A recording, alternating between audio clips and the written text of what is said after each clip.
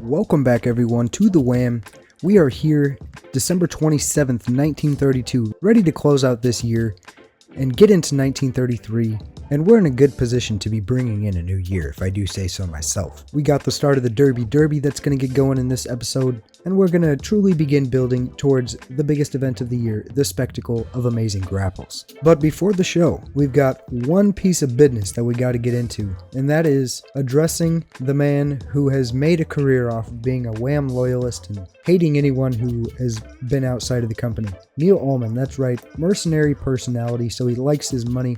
We are going to try to negotiate for an exclusive contract locking down Neil Allman, and not only canonically would this make sense, as he is hyper fixated on taking down anyone who's not originally a part of the WAM or who has not basically been exclusive to the company, and I want to lock him down. We're going to offer him $30 off of this contract. He is employed elsewhere right now, but it seems that that is going to be enough to get him to accept. I tried this earlier on, maybe a year or two, maybe 3 years ago in game time, and he just had no interest in getting an exclusive contract. So if we can lock him down, not only is that good for our company gameplay wise, but canonically that just matches with his character. So we're not going to know his response until after this show, and let's get into it. We've got some pre-show matches, as we always do. The Knights getting going with some tag team action as the team of Barakui, Kitahachi Kukui and Diego Berrigan team up to face off against Super Monkey, who is dealing with the swollen calf muscle, and Brian Hatcher. Not bad work here, 46 for Kukui, 43 for Berrigan, 47 for Super Monkey, and 38 for Brian Hatcher. Match rating of 43 to get things going. Now our young junior heavyweights are getting a shot to get in the ring as Jackson Barden, Jeremy Funderburk, and Kamari Flanders are competing in a triple threat match. We would see Jackson Barden come out on top, although he actually had the worst in-ring performance of the three, only getting an in-ring performance of 28, while Funderburk and Kamari Flanders both got 34s. We just see a match rating of 25 for these guys, continuing to get them some experience. Our final pre-show of the match would see Black Bull just absolutely throw around Wayne Blankenship. This was a dominant performance from Black Bull. It's still a pre-show match, so it doesn't necessarily mean anything, but you can best believe we're going to keep getting Black Bull in the ring. Match rating of 38, but Black Bull here had an in-ring performance of 51. Now Neil Allman is in the ring to start the show. Microphone in hand, Neil Allman claims that he's not going to let some mind games from a freak throw him off his game and shake his momentum. Neil Allman reminds Black Bull what he and Bronson Fraley are capable of, and won't hesitate to make things much worse for Black Bull if he isn't careful.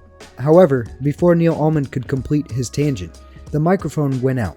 None of the production crew could figure out the problem, forcing Neil Allman to end his promo here, clearly angering the champion. Quick segment rating is 67, excellent work from Neil Allman, who is just money on the mic, and we had Bronson Fraley work in the crowd as well. Now we've got the continuation of the Women's WAM Prix, our female exclusive circuit, to help crown the first ever Women's WAM champion. And we had two ladies who are doing some good work for themselves, that's for sure. Ivy Baldridge is only 2 victories away from securing her spot in that title match. However, she's going to have to wait a little bit longer, as Berbidia Abeta picks up the victory thanks to an in-ring performance of 36. She is slowed by her pec injury, and Ivy Baldridge got a 34. Was not off her game, you love to see that. Not terrible work from the ladies, but this isn't going to wow the crowd by any means. But match rating of 36. However, Ivy Baldridge is going to have to keep searching for those 2 victories as she comes up short here. Our next match, the continuation of the Women's WAM Prix, we've got Veronica Lutter and Talia Rayleigh going one-on-one. These two hold spots 3 and 4 in the standings, as they both have 2 victories to their name. However, Veronica Lutter comes out on top here. She's now got 3 victories to her name, almost qualifying her for that women's championship match. But we see Veronica Lutter with an in-ring performance of 53, Talia Rayleigh with a 30, and a match rating of 47. And after those 2 matches, here are the standings for our Women's WAM Prix. You see Kuni Hashiguchi still holding that top spot. She's got the point qualification, but she still needs 1 more victory. Ivy Baldridge, 2nd place, 3 victories, 233 points, also as qualified for the points, just needs 2 more victories. Veronica Lutter qualified for the points as well, searching out that 4th and 5th victory that will put her in the title match. Talia Rayleigh, we just saw her take the loss. However, she did qualify for the points to get into that title match, but she still needs to get a total of 5 victories. We're going to have to see if she is able to do that. Berbidia Abeta, who has surprised quite a few different times. She's come out with quite a few different upsets, some big matches, but she has only got 2 victories and 190 points. Sheila Velasco, 1 victory, 100 points, and Mariana Calvo in the 7th spot, 0 victories, 119 points. Now getting back into the show, we've got tag team action, tag team championships on the line. Sebastian Morales and Rahan Marlowe, a really dominant team, just a conglomerate of 2 elite individuals. And they've got 2 fiery competitors looking to take those titles from them. However, Sebastian Morales and Rahan Marlowe do come out on top here with a successful title defense, defeating Maxwell Ham and Moses Lilia. Good performances all around, 63 for Marlowe, 67 for Morales, 44 for Lilia, and 54 for Maxwell Ham. Altogether, we get a match rating of 63, which is great, and we just see the tag team champions continuing to look strong. Another really good match, another 63, Matu Scarborough and Woodrow Gunter going one-on-one. At the last event, they were working in a triple threat match, trying to grab that Oklahoma Openweight Championship. They come up short. They blame each other, and that leads us here to this match, where we really see who might be deserving of a shot at Chuck Wellington. And in a great match, really competitive, really entertaining, but Matu Scarborough would be the one to come out on top, defeating Woodrow Gunter in a big moment as the young star in the making cements his place as a formidable competitor as he defeats a very strong heavyweight championship contender. Matu Scarborough with an in-ring performance of 60, Woodrow Gunter got a 61, and like I said, we got a match rating of 63. However, after the match, even in defeat, Woodrow Gunter looks to display sportsmanship as he offers a handshake to Matu Scarborough. However, Matus would refuse the handshake and leave the ring playing to the crowd. More character development for Scarborough, refusing the handshake from Gunter, Gunter showing that he's a good dude, Matu Scarborough not showing that he's a good dude. We are learning that he is a bit hot-headed, so Scarborough picks up the victory and leaves the ring, leaving Woodrow Gunter hanging. Segment rating of 51. Our main event of the evening, junior heavyweight triple threat match with the #1 contendership on the line.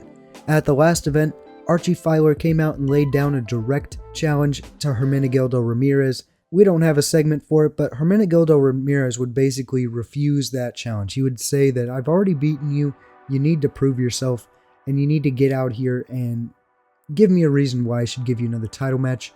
Archie Filer was looking really good in this contest, like he was cruising for victory. However, Hermenegildo Ramirez would come out and distract Archie Filer, pulling his attention from the action for just a moment, but it would be enough that would allow Raul Boy to capitalize, catching RT Lincoln in a sleeper hold and forcing him to submit. We'll just say Archie Filer was building momentum, he hit his finishing maneuver, Hermenegildo Ramirez came ringside and distracted Archie Filer, basically costing him the match. Now, Hermenegildo Ramirez has shown an unwavering amount of confidence as of late. However, it seems that he is doing pretty much whatever he can to get out of facing Archie Filer.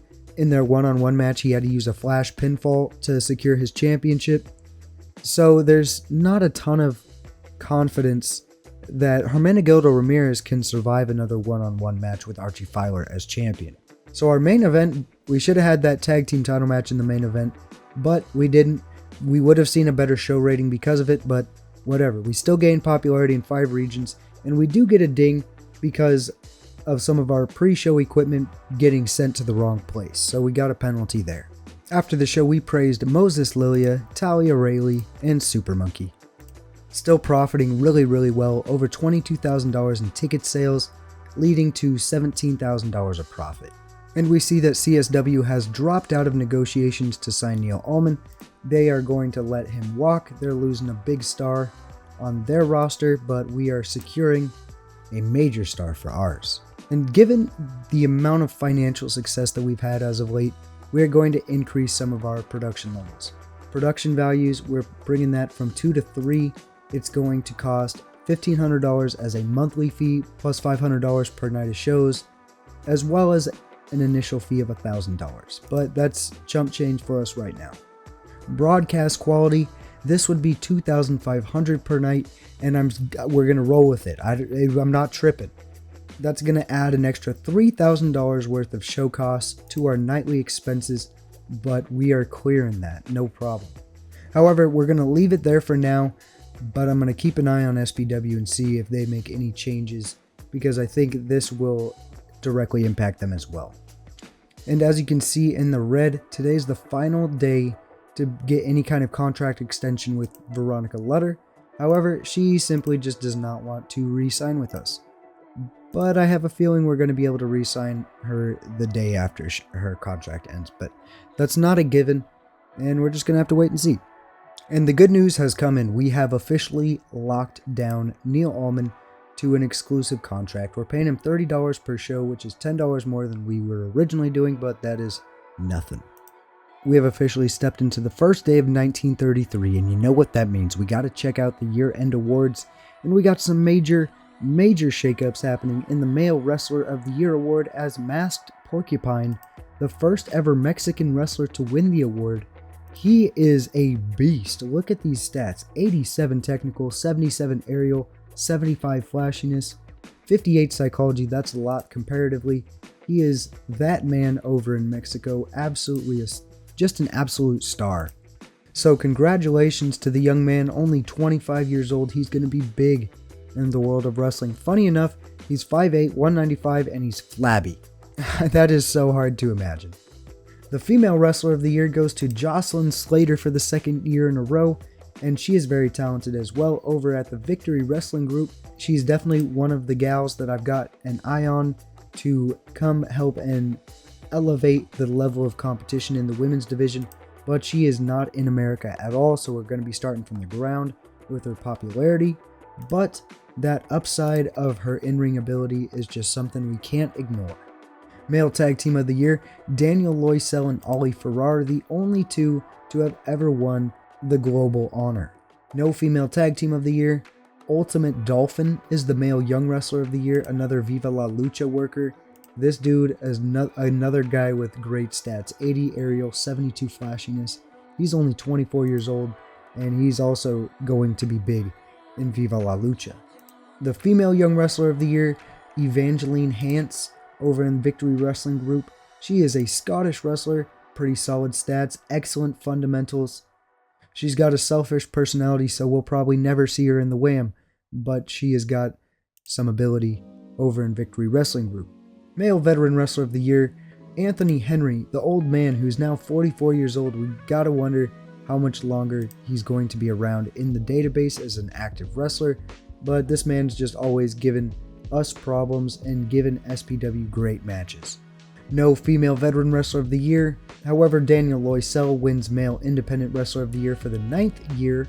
I still don't understand why this man is on the independent circuit. He's literally like the most popular, most notorious wrestler in the world in the history of professional wrestling.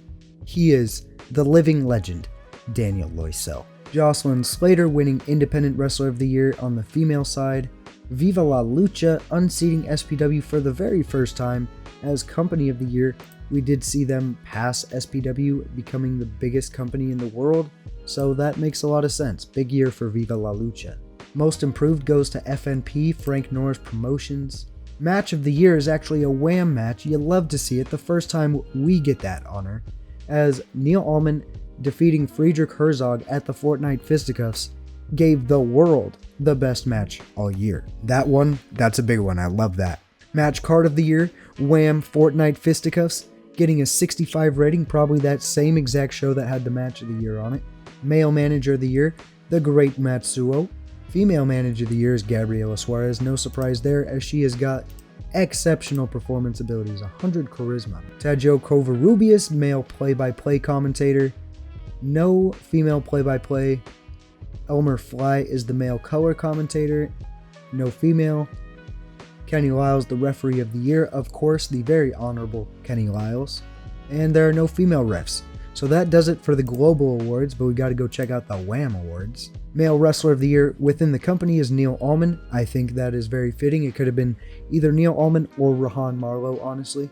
Kuni Hashiguchi competes in enough matches to win Female Wrestler of the Year. That's great for her. Rahan Marlowe and Sebastian Morales win Tag Team of the Year. I got no problems with that. Archie Filer is the Young Wrestler of the Year. That's my choice, so I'm in total agreement there. Friedrich Herzog as the Male Veteran Wrestler of the Year. Herzog is no longer with us, though. And then we already know about Match and Card of the Year. Male Manager, we won that. Female Manager goes to Veronica Lutter. And Cody Tower as our play-by-play. Riker Zucker Color, of course, they're the only two that we got. Kenny Lyles, Male Referee of the Year. So that does it for the year-end awards. Big things for the WHAM. I love that we were able to win Match of the Year. That's awesome. Checking out the top 500, let's see where our first stacks up. Neil Allman at number 11. Now just taking a look at just the WHAM wrestlers, seeing where they stack up. Sebastian Morales 5, Allman 11, Hermenegildo 14, Super Monkey actually at 16, Archie Filer 17, Rahan Marlowe 18, Matu Scarborough at 20. So we've got 7 guys in the top 20 in the entire world. I'm not mad at that. Between 20 and 50, we've got guys like Joel Cartwright, RT Lincoln, Turner Spittler, Bronson Fraley, Blue Mage even at 43, Moses Lilly at 47, Maxwell Ham at 48. Really good stuff. You love to see it. Brian Hatchery even up at 72. Black Bull's down there at 82, but we know he's more of a character. He's not an in-ring technician, and that's in-ring performance is exactly what this placement is all about. We've got quite a few different things to address here. Craig Bean's contract is coming to an end. We're going to extend his contract for 2 more years. I expect him to re-sign there. Verbidia Abeta is fully fit and recovered from injury. Veronica Lutter is officially gone from the WHAM, and she is totally down to renegotiate for a new contract. That doesn't make any sense. Whatever. So we're going to send her a new contract offer, and we're going to welcome Veronica Lutter back to the WHAM here shortly. You can see the increases in our production caused SPW to also increase their production values. Makes me feel good when SPW has to do things because of us and not the other way around. But probably most importantly, there is a new wrestling company in the world and I had nothing to do with it. SELL, Super Estrella de Lucha Libre. Cell Wrestling has emerged here in Mexico. So we've got another company to rival Viva la Lucha in Mexico. It'll be interesting to see how this company develops. No owner, no booker. The company just kind of popped up. So this is another one that we're going to be keeping our eyes on. And here we are ready to go into the next edition of the Fortnite Fisticuffs. We've got another big show, and we've got some more pre-show matches to get into. Our first 6-man tag team action as Brian Hatcher and Barakui team up to take on the new faces of the junior heavyweight division, Jackson Barden, Kamari Flanders, and Jeremy Funderburk. This match goes as you might imagine, with the veteran heavyweights picking up the victory. And the heavyweights turning in nice performances. Kitahachi Kukui 44, Barrigan 39, Hatcher 43, Funderburk 34, Flanders 34, and Barden 32. Match rating of 40. Now our next match, Rocco Lockwood, Wayne Blankenship. Lockwood, the heavyweight, just picking up a victory over the junior heavyweight. He only gets an in-ring performance of 29. You'd like to see it a little bit higher, but we haven't seen Rocco Lockwood in quite a while. Wayne Blankenship, solid as ever. In-ring performance of 30. We know he's never going to do anything great, but we know we can depend on Mr. Wayne Blankenship. Our final pre-show of the match has just got a triple threat between some really interesting names that I really like that have some real potential but just aren't involved in major storylines right now. Maxwell Ham, Moses Lilia, and Super Monkey. And we would see Maxwell Ham come out on top here in this triple threat. In-ring performance of 52. Great job for him.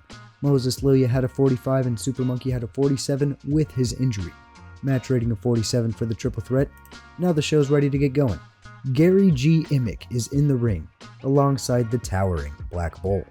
The charismatic madman states that the two are in the ring for one simple reason.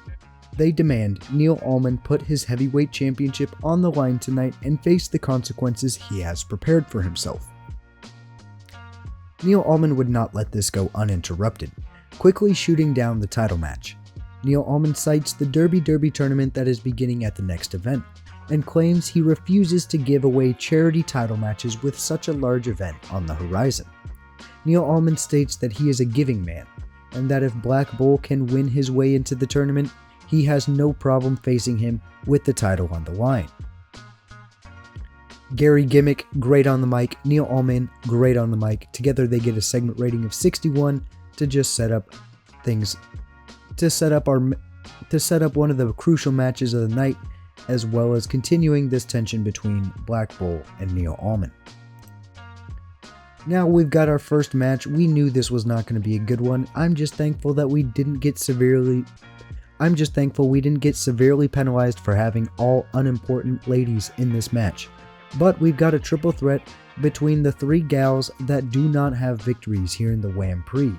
Mariana Calvo, Super Rabbit, and Rhea Quarry all putting it down in a free-for-all triple threat match, and Mariana Calvo would be the one to come out on top. She has come away with some nice performances, so it's good to see that get materialized into a win. She was off her game, but she still had the best performance of the match at 30, Super Rabbit at a 27, and Rhea Quarry at a 26. And now the next match, the continuation of the Women's Wham Prix, once again sees Ivy Baldridge come out on top in a triple threat against Talia Rayleigh and Sheila Velasco. Ivy Baldridge at the top of the in-ring performances, as she should be, with a 36, Talia Rayleigh with a 34, and Sheila Velasco with a 27. Now, I'm not going to pull up the whole standings, but with this victory for Ivy Baldridge, she is just one victory away from securing her spot in the women's title match. She met the point qualification, and now she is just one victory away from that win qualification. So who will be the ladies competing in that title match? We're just going to have to find out. Now our next segment takes place kind of in between entrances for our next match. Chuck Wellington is scheduled to defend his Oklahoma Openweight Championship against Matu Scarborough here in Tulsa, Oklahoma. However, Chuck begins to make his way out to the ring, but stops shortly after exiting the curtain. Chuck claims that due to muscle soreness, he is unable to compete this evening. Instead of the scheduled Oklahoma Openweight Championship match, his brother Duke will take his place and the match will not be for the title. So Chuck Wellington, just more chicken shit heel kind of stuff, just getting out of title matches. He had nowhere to run with Matu Scarborough, so he just bows out of the match altogether. Says he can't compete, he's cleared, and he's got Duke competing in his match. Segment rating of 51 for the chicanery from Chuck Wellington. And we get a pretty decent match from Duke Wellington. Of course, it's not because of Duke Wellington, it's because of Matu Scarborough's excellent 66 in-ring performance. But Duke also got a 33. And as you would imagine, Matu Scarborough defeats Duke Wellington rather quickly in just 6.5 minutes. We get a match rating of 57, which is probably the best match that Duke Wellington has ever been a part of in his entire career. Now we've got a big match in our next contest as Blue Mage and Black Bull go in one-on-one for the only spot in the Derby tournament that has not already been scheduled and booked and placed. So Blue Mage, let's get the in-ring performances out of the way. Blue Mage with a 58, Black Bull with a 50. And I fucked up on the booking. I am an idiot. Black Bull does not win this match. Blue Mage is actually the one to come out and pick up the victory, the surprising victory given just the streak that Black Bull has been on. But Neil Allman would run in and attack Black Bull. This would come after Bronson Fraley comes in. He is the distraction, posing as a distraction. Basically, he is coming to distract Black Bull. However, that would pull Kenny Lyles. Kenny Lyles would be ejecting Bronson Fraley, telling him to get the fuck out of here. But that was only a setup for Neil Allman to truly run in and turn this match upside down. He smacked Black Bull with his championship belt. Black Bull was down. Blue Mage took advantage of that, and Blue Mage, despite my misclick and the name, both names begin with a BL, okay? Cut me some slack. I kid, but anyway, not a bad match from these two. Match rating of 56. This is not our main event, but big physical heavyweight match, and Blue Mage is the one to earn that shot in the Derby. Neil Allman has once again screwed Black Bull. Now our main event has put the junior heavyweights in the spotlight as Hermenegildo Ramirez teaming up with RT Lincoln to go 2-on-2 with Archie Filer and Raul LaBoy. Now Raul LaBoy is actually the #1 contender to Hermenegildo Ramirez's junior heavyweight championship, but he is far and away the least talented competitor in the ring right now. He only got a 42 for Rolla Boy. RT Lincoln up next at a 52. However, Hermenegildo Ramirez and Archie Filer have just separated themselves. Hermenegildo with a 70, Archie Filer with a 73. My gosh, I think that is definitely the highest that I've ever seen in the WAM. You would think Archie Filer is the number one contender, but due to some shenanigans from Hermenegildo Ramirez, Rolla Boy is actually the number one contender. But all in all, we see Hermenegildo Ramirez and RT Lincoln pick up the victory as Hermenegildo Ramirez pinned his challenger to secure that win. Match rating of 67, excellent work from our junior heavyweights. And altogether that gives us a show rating of 64, increasing our popularity in 6 different regions. You love to see it. Other than the women's WAM pre-matches, this was a really strong match card, even with the Chuck Wellington, Duke Wellington bits. That is a little surprising, but I'm never going to be mad at it. In fact, Chuck Wellington has actually become one of our stars in terms of popularity and how the game recognizes it. I'll show you guys in a minute, but that's crazy to me that Chuck Wellington has truly risen his stock that much. After the show, we praise Angus Wellington, Moses Lilia, and Super Monkey. Even after our increases to the production, we are still profiting very comfortably $14,000 for this show. And we do see tangible increases all across the board in all 6 regions. Mid-South now up to 51, Midwest up to 29, 24 in the Southeast, 25 in the Southwest, and 17 in both of our Mexico regions. And we got some good news. Veronica Lutter did not sign her contract just so she could sign a brand new contract with all the same stipulations as before. So we've got Veronica Lutter back, and that is big. And in more contract news, Craig Bean has accepted his contract offer. Thank you, sir. Now we've got a contract that we're going to have to decide on. Rocco Lockwood, former tag team champion. Man's got 22 popularity in the Mid-South, but his skills leave some room to be desired, that's for sure. So Rocco Lockwood's kind of on the fence a little bit, but we have invested a little bit of time and some serious booking into him. We've made him a tag team champion. I'm not trying to just allow anyone to be a champion here in the WAM, but we're just going to offer him a 6-month extension and see how we're feeling in about 6 episodes. I'd love to keep him, but if you're not making the company better, do we really have to keep you around? And here we are at the next event, the next Amazing Grappling Spectacle, the 92nd Amazing Grappling Spectacle. I am seriously going to have to start employing a second referee for these monthly events because I can't make the whole pre-show and get everybody on there with just Kenny Lyles. I mean, he's a superhuman, the greatest to ever do it, but even he can't do it all. But we do have a couple pre-show matches, the first one beginning as a triple threat tag team match with the Wellington boys, Brian Hatcher and Wayne Blankenship, and Moses Lilia and Woodrow Gunter all competing. We would see the Wellington Dynasty walk away victorious after Chuck was able, I forget that the game makes this an elimination format, but it's not an elimination format, it's 1 fall to a finish, and Chuck Wellington defeats Wayne Blankenship to secure the win for his team. We see some good performances. Chuck Wellington with a 48. This man is doing the damn thing. He's a star, and he knows it. Chuck Wellington with a performance of 38. Granted, we did inspire the locker room. It's got to be said. But still, Wayne Blankenship with a 37. Brian Hatcher with a 46. Woodrow Gunter with a 52, and Moses Lilia really off of his game with a 40. Wayne Blankenship and Brian Hatcher have some excellent chemistry teaming together, so they just may become the new welcoming crew. Who knows? Brian Hatcher is still kind of doing himself some favors trying to get himself noticed. However, our show is ready to get going, and before we get into the main show, we got a couple of things to do. We got to preview the Derby, and we got to go over the standings of the Women's WAM Prix. Looking into the Women's WAM Prix right now, it has become really tightly contested. Kuni Hashiguchi and Ivy Baldridge now both have 4 victories each. That means we could see a title match between these two. You gotta get 5 wins. Once we get 2 ladies with 5 wins, that becomes the women's title match. So if Baldridge and Hashiguchi pick up 1 more victory, they will be competing for the women's title. Veronica Letter in 3rd place with 3 victories, 208 points. Talia Rayleigh, she's got the points, but she doesn't have the victories, only 2 of them. Burbidia Abeta, 2 victories, 190 points. Sheila Velasco and Mariana Calvo, both with 1 victory each.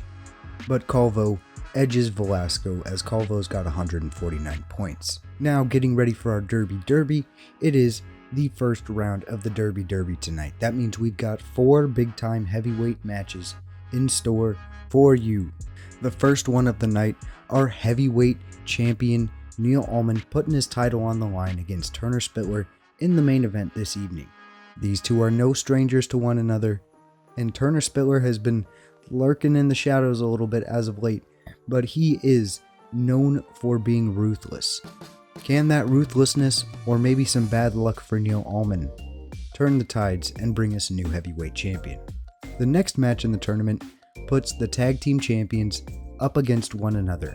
Rahan Marlowe, Sebastian Morales, 2 former Derby winners competing against each other. They've been able to get along thus far, but will a championship opportunity drive a wedge between them? Our next match in the tournament has got Bronson Fraley. He missed out on the Derby last year, but he is back in it. And he is going up against a really hot young star, Matus Scarborough. Matus Scarborough is already a former tag team champion in his young Wham career, and he is looking to get on the fast track to a heavyweight championship. Bronson Fraley, of course, a 2-time Derby winner, looking for number 3, but that means he would have to face off more than likely. But the uncertainty of the heavyweight championship and the relationship that he has with champion Neil Allman definitely creates some questions. Our final match of the tournament brings Blue Mage up against Maxwell Ham. 2 guys getting their shot at the heavyweight championship. Blue Mage was able to secure this spot by defeating Black Bull at the Fortnite Fisticuffs, thanks to the interference and shenanigans of Neil Allman.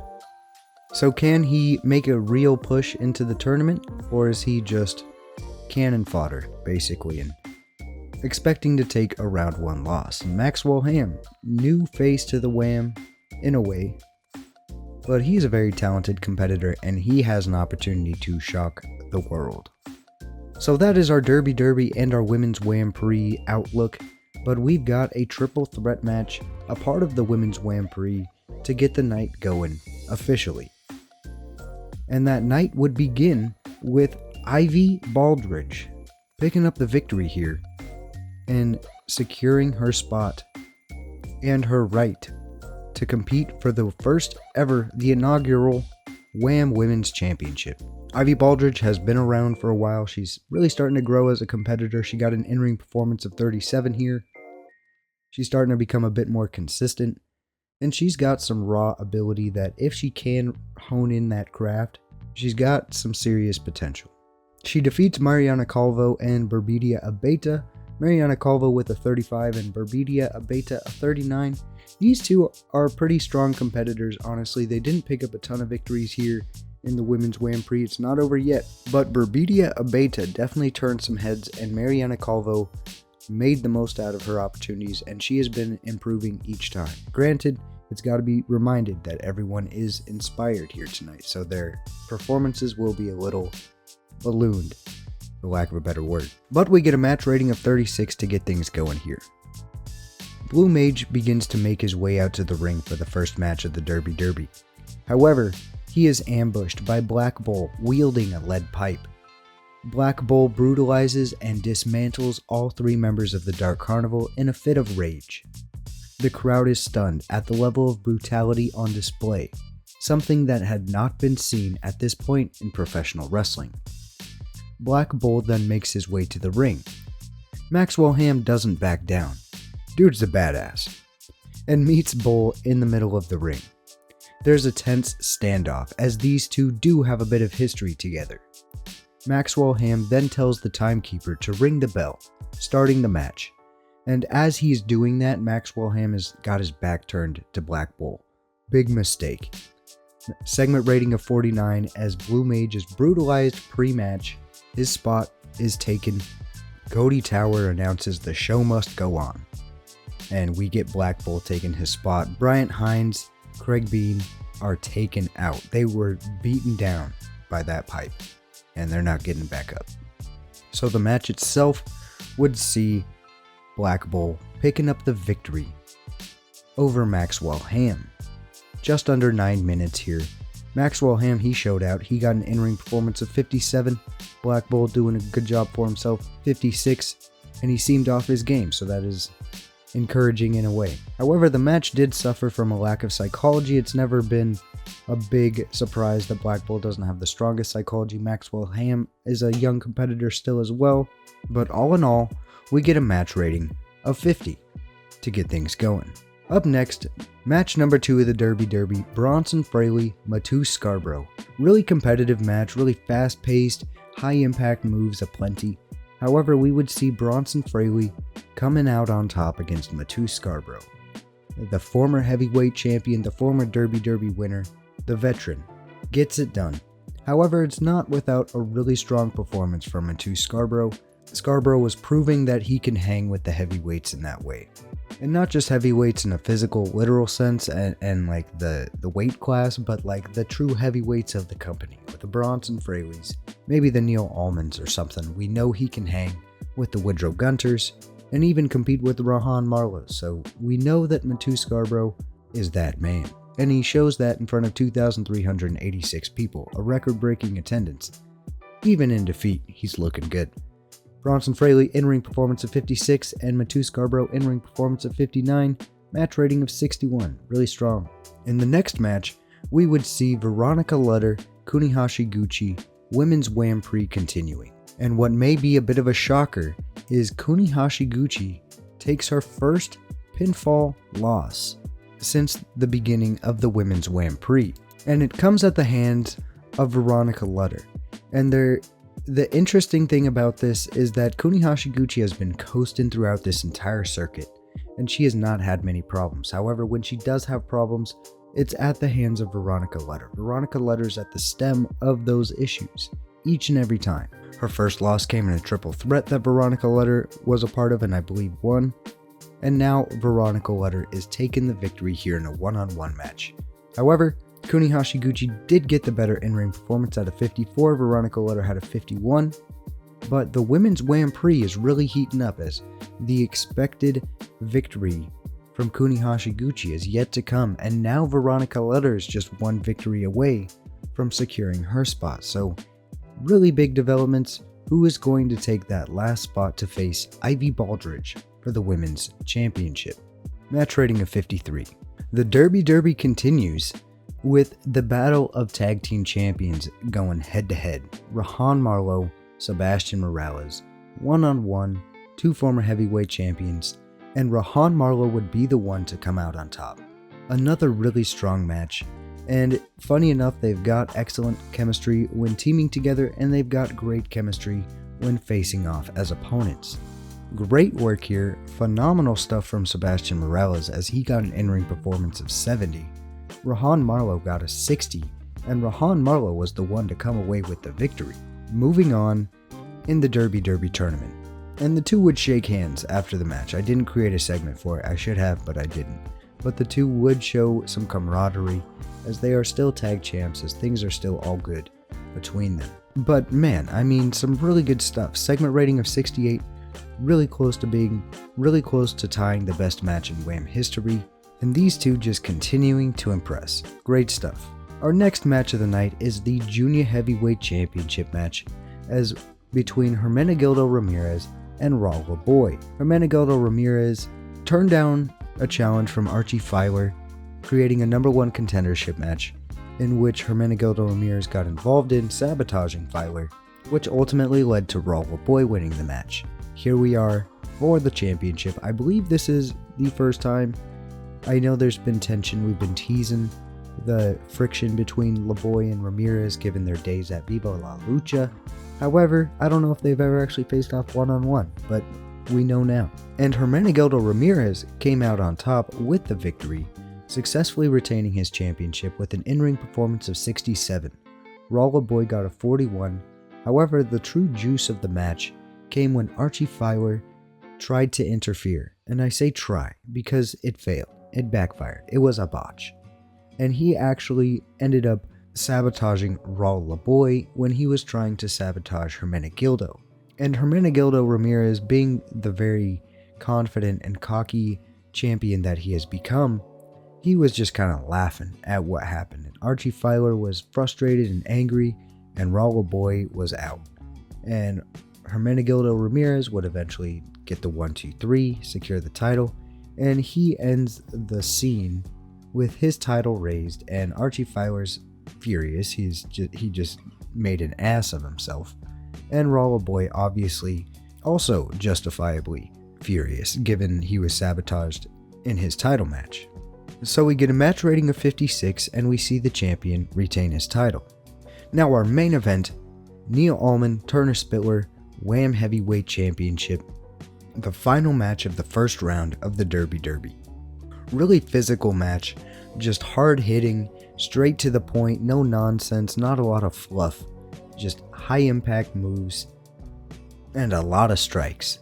And we would see Turner Spittler in a 14-minute bout defeat Turner Spittler after he hit him with the pounce. The heavyweight champion makes defense number 7 in his reign. And remember, Neil Allman won the heavyweight championship at last year's Derby Derby event. Can he make it 2 in a row to walk out as champion? That is a big storyline, a big motivating factor for Neil Allman. However, in this match, he does the damn thing with an in-ring performance of 65, Turner Spittler with a 55, and we get a match rating of 69. Thanks to a successful creative finish, we have matched the greatest match in Wham history, and Neil Allman is once again a part of it. The Wham exclusive Neil Allman, that should be said. Now in the next segment, Neil Allman and Bronson Fraley celebrate in the ring as both men were victorious this evening. However, there was a hint of tension between the two, given the inevitable clash between one another should they remain successful in the tournament.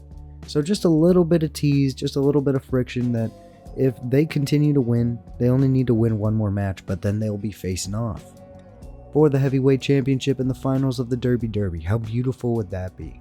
The original storyline, the Wham OGs, and it all comes full circle. Is that going to happen? Who knows? We've got some really good competitors here in the Derby Derby here in round 2. We've got Neil Allman, Rahan Marlowe, Bronson Fraley, and Black Bull. My gosh. Powerhouses. And I'm happy to say that, for the most part, they are all Wham built. Segment rating is 61 to finish us out. And that gives us an overall show rating of 67, the best in Wham history.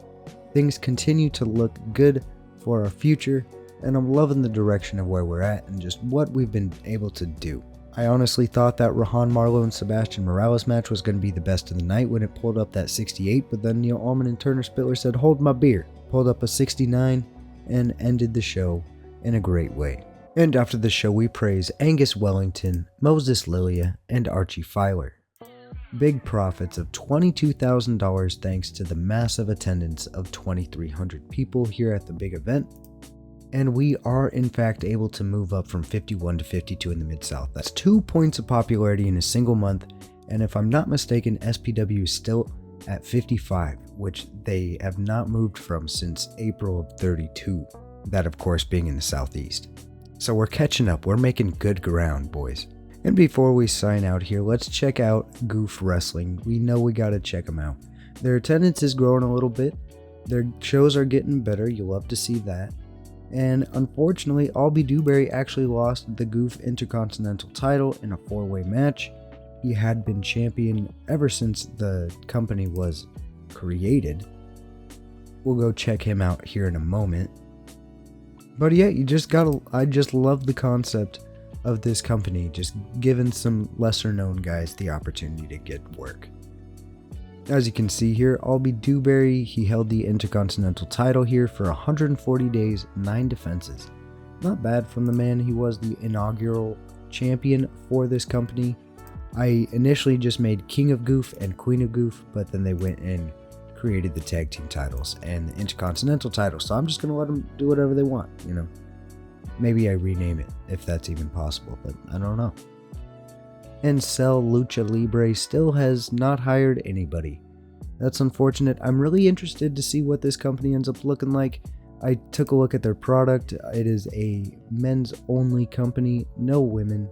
They do have a minis division for the men though. I don't know if that'll actually turn out to be anything.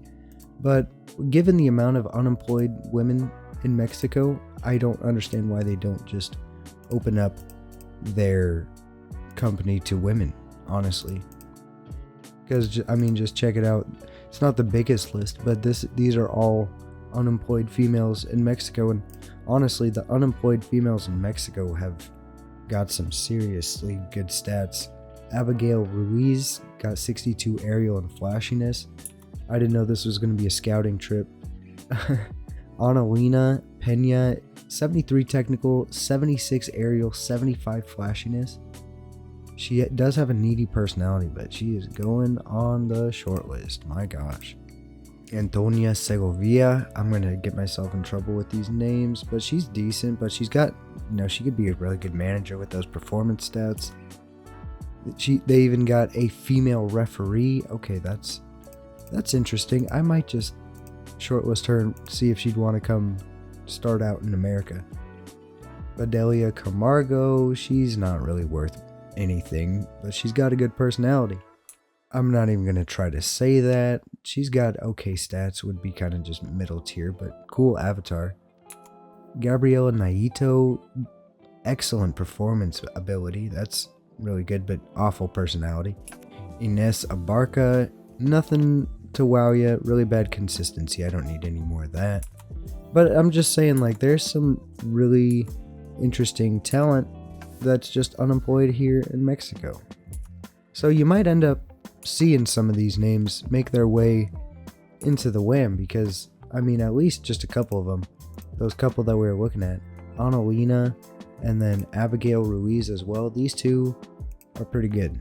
The only thing is Annalena has that needy personality, which isn't necessarily the worst thing in the world, but it's just another headache. But she does have the storyteller attribute, which might even bring as much positive as the need to keep her morale up would be. I don't know, something to think about, but she's got really good stats. One thing I've been meaning to show you guys throughout this episode is the popularity of Chuck Wellington. He is only employed with the WAM, so he's not doing anything outside of what we're doing for him, but he is, thanks to the Oklahoma Openweight Championship, his popularity has reached 42, which, for reference, Black Bull's only a 38, Neil Allman's a 45, Rahan Marlowe's at 48, which I think is the highest in the WAM, in the Mid-South specifically. Sebastian Morales a 45. So Chuck Wellington, the level of his popularity that we've been able to build for him is extremely high. I wasn't expecting that. We've obviously been consistent with his exposure and everything, but 42, he's just turning into like a solid worker. Like we can trust him on the microphone. His in-ring performances are getting better, and he's still progressing. He progressed 6 points in Puro Rezo over the year, 2 in technical. That's going to be all out of the yellow, hopefully by 1934. And he's only 30 years old, so he's got a few years of exceeding expectations, I guess. But I will say, I'll give him his props. So good shit, Chuck Wellington. One other thing that I forgot to mention is Pride of Germany had a scandal in just after Christmas. They lost $1.6 million due to financial mismanagement by their accountants. They were the richest company in the world. They were at $2 million. Now they're just sitting at $400,000. Friedrich Herzog is sweating bullets, especially now that he's not employed with WAM. But we could bring him back whenever we want to, but I don't know, man. Put a comment down below for a petition to bring back Friedrich Herzog, but I don't feel like I have to. We have a little bit of morale brewing up here. Turner Spittler wasn't happy taking a clean loss to Neil Allman, but he could live with it. We have a character idea for him, so we're We have a character idea for him. We used it. It was a success. He's still annoyed, but he's got his momentum. And we've got an unspecific character idea that we're going to use on Moses Lilia. He's the only irritated person, so I feel like we'll have the most success, but then it just failed anyway. So it took away his positive momentum. Now he's cooled, but he's still only irritated, which is a good thing, I suppose, but unfortunate. And one final look into the women's Wham Prix here. Ivy Baldridge. Who would have thought that Ivy Baldridge would be the first one to secure her place to compete for the women's title when this circuit began? It took her 9 matches to do it, but she got 5 victories, got the qualifying 200 points, and she will be competing for the women's championship. Now who will she be competing against? Kuni Hashiguchi and Veronica Lutter both have 4 victories. Kuni Hashiguchi edges Lutter in points, giving her the number 2 spot, but it could go either way at this point. Talia Rayleigh over there in 4th, 2 victories, 250 points. Berbidia Abeta, 2 victories, 195 points.